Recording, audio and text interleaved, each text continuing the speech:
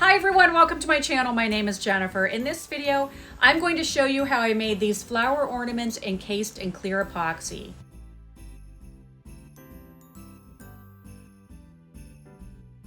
This project is part of my Christmas Countdown series going on right now.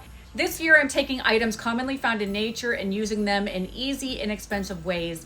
So if today's craft interests you, stay with me and I'll show you each step. The first thing I did was head outside to my backyard to gather flowers. I'm filming this project in summer, which is my favorite time of the year because my yard is the most beautiful. I looked for a range of vibrantly colored blossoms and took a basket along with me to hold the tops I plucked off. I stayed away from anything that was too large or thick and wouldn't fit into the 3-inch ornament molds, which I'll show you here in just a minute.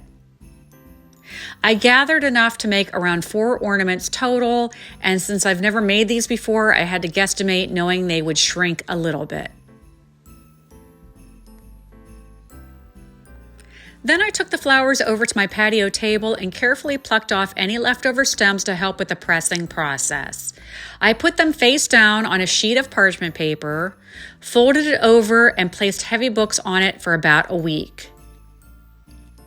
If you see moisture build up, add a piece of paper towel so that they won't mold. Once they were completely dry, I took a visual inventory. The colors definitely faded but are still lovely. I found this 4-pack mold set on Amazon for around $10, as well as the epoxy I'll be using. It cost around $17 for 2 8-ounce bottles. You'll need to put down newspaper and wear gloves and possibly a mask and eyewear.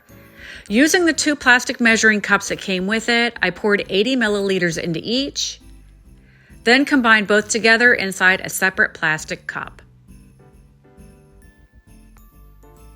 Follow the directions on the bottles and stir until well incorporated and until the mixture turns clear without streaks.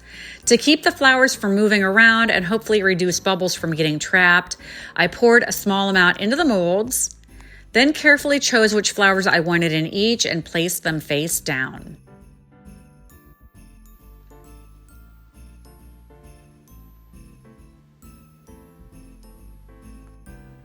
After they were all layered inside the molds, I poured in the rest of the epoxy and accidentally overflowed a few.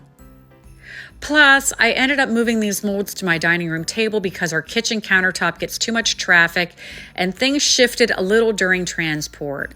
Moral of the story, start where you're going to leave them to harden and don't overfill. It might even be a good idea to have a spare project so you don't waste the leftover epoxy like I did, but live and learn. Another tip, make sure the drying surface is level.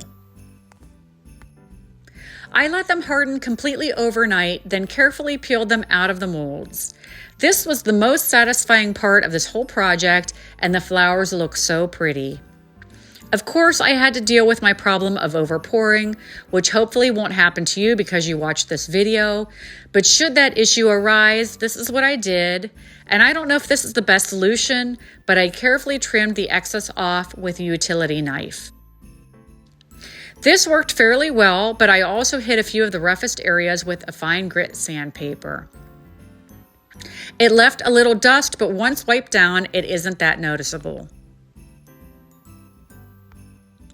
I also had to drill a couple of the holes at the top all the way through because of the overfilling issue. The last step is to choose a ribbon or twine to create hangers, or you could use metal if you'd like.